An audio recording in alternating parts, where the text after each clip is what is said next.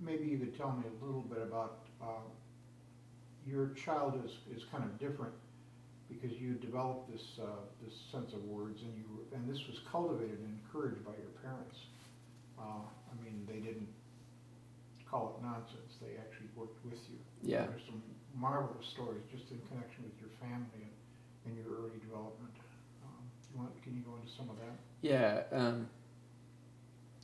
I think it's great that different poets write for different reasons, and I hear friends of mine who write poetry talk about why they write, and some of them say they had contested identities and needed to work out those identities, and so poetry became a vehicle for the achievement of a self.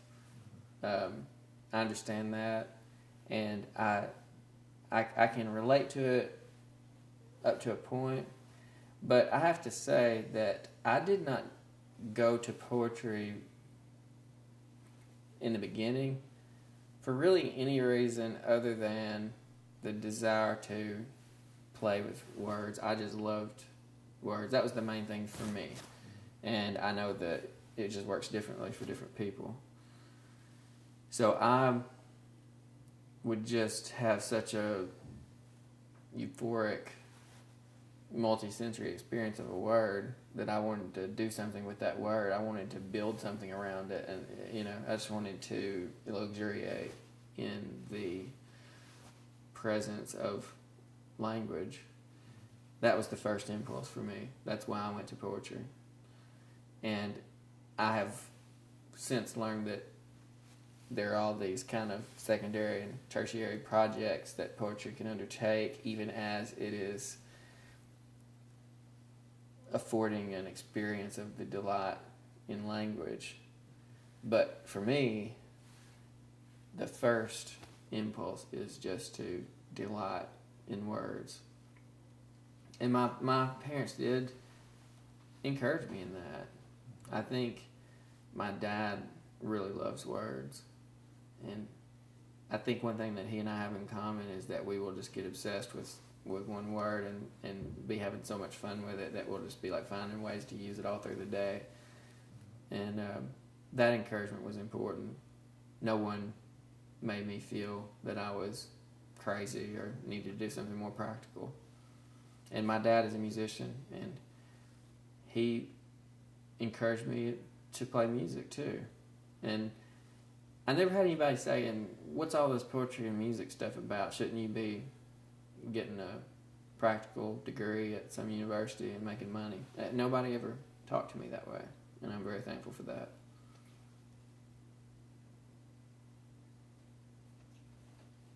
I really like some of the specific stories, how you would make up.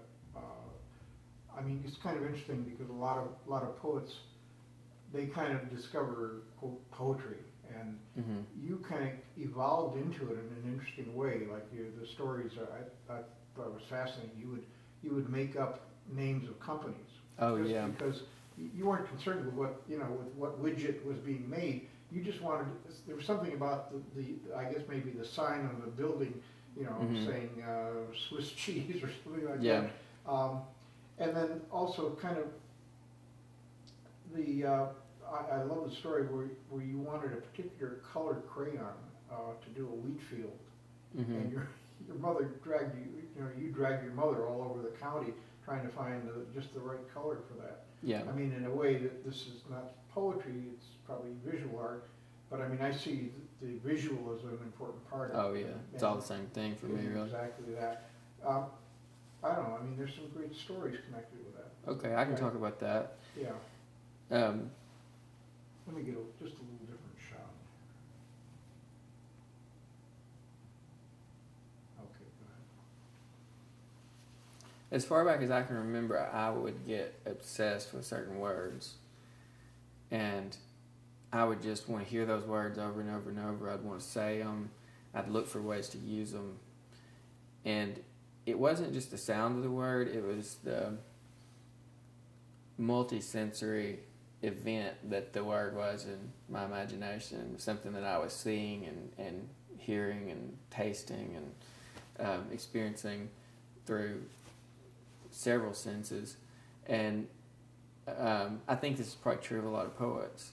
And I think this may be one of the facts of poetic imaginations that really keep poetry going.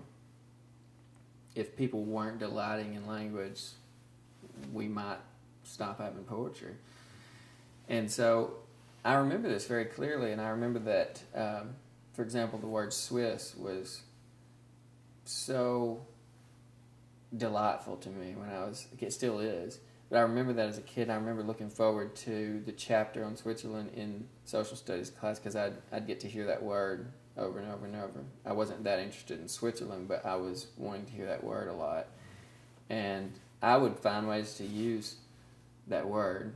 And it's not a word that comes up naturally just all that often in Pumpkin Bend, Arkansas. And so I think my mother was kind of wise to me. She would say things sometimes like, Greg, you're just looking for ways to use that word.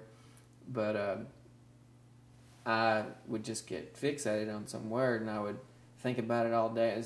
Words were my favorite toys. And this was before I knew anything about poetry, and I didn't really read poetry. I was a little bitty kid. Nobody around me was into poetry. But I just would fixate on these words, and so I would pretend to be starting companies, and I wouldn't even care about the product or service that the companies were offering. I just wanted to name something so I could use these words that I liked. And somewhere along the way, I was bought a book called Bartlett's Book of Familiar Quotations, whatever it's called. Y'all know those books. And I just cracked open that Bartlett's book, and it went to the Shakespeare section, and I was reading these little snippets of Shakespeare, and I didn't know anything about Shakespeare. I didn't know the stories. But I could tell that whoever had written these passages had strung the words together on a principle of delight, because you wouldn't put that word next to that word unless you wanted the kind of chemical reaction in the imagination that would happen. And I understood that delight, and I realized that there's this thing called poetry that you can do if that's what you love. You don't have to pretend to be starting companies whose products and services you don't even give a flip about. You can write poetry. And I was a little kid, and I was set, and I've never looked back. I knew then that I wanted to write poetry.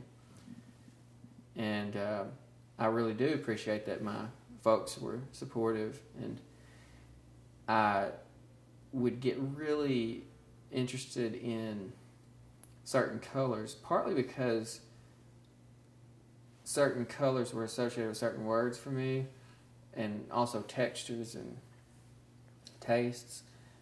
And I remember there was this one crayon this one color that I was wanting to have a crayon for, and I couldn't find a crayon that would make that color. It was kind of the color of a maturing rice field. It's kind of a yellowish, orangish, cream, ambery color. And my dear, sweet mother drove me all over creation in search of this special crayon. We finally found at Kmart a box of crayons that had that color in it. And so I treasured that crayon until I had just worn it down to a little nub. That's great. I'm getting close to the end. I don't want to run out in the middle of something really good.